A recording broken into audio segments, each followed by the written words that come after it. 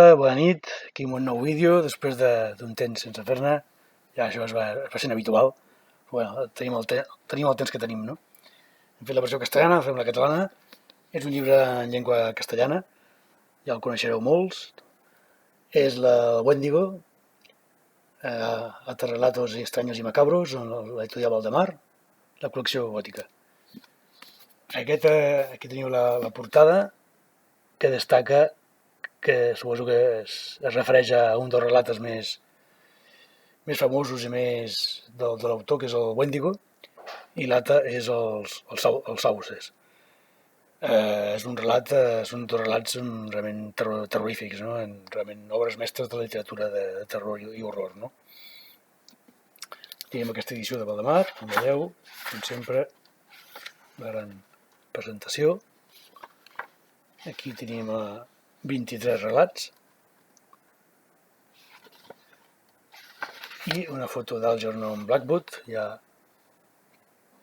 bastant ancià, i la presentació del relat. No?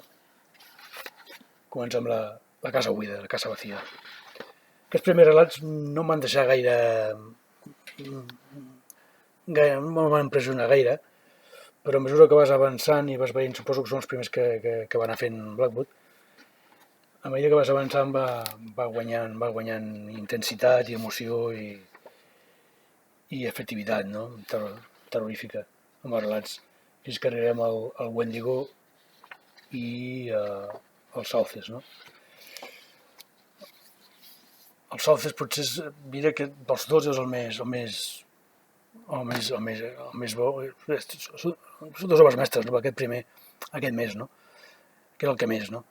Els Sauces són dos excursionistes que baixen pel Danubio i es queden en una illa que és un banc de sorra, amb uns arbres i hi ha uns sauces, no? I a mesura que van passant el temps, no saps què pensar, si realment és psicològic de la soledat que tenen els dos xicots, els dos excursionistes, amb aquella selva del Danubi, no? Amb aquells boscos i aquella gran soledat, aquell gran aïllament que tenen, no? I els hi va fent un impacte psicològic, no? Però després veus que no, que hi ha alguna més, no? Hi ha aquells sauces, aquells que es mouen, que semblen que parlin, sembla que van avançant cap a ells a poc, no? I entre ells no s'ho van creient, no acaben de veure aquesta realitat, aquesta irrealitat es torna una realitat, no? Fins al final, no? I realment és escalofriant. El Wendigo es tracta d'un ésser, una deïtat de la natura que volta pels boscos del món, els boscos en aquest cas de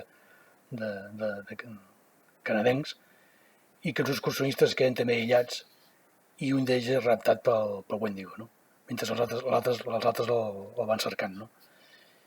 I realment també és un dels relats escalofriants dintre de la literatura de terror, no? Els altres, amb més o menys fortuna, són més bons o menys. A mi he de dir que al principi no... Em va agradar més Silence Investigadors de l'Oculto, que és del número 46 de la mateixa col·lecció. John Silence és un investigador tipus Sherlock Holmes, però de l'ocultisme, no? I em va agradar més aquell volumen de fa uns anys que eren 4 històries, culto egipci, culto secreto, antigues bruixeries, molt bo, i 2 o 3 més, que eren relats, novel·les curtes. Em va impactar més que no pas aquest volumen, però bé, té la seva importància entre la literatura de terror, en dues obres mestres i en 2 o 3 més que són relats que realment impacten, no?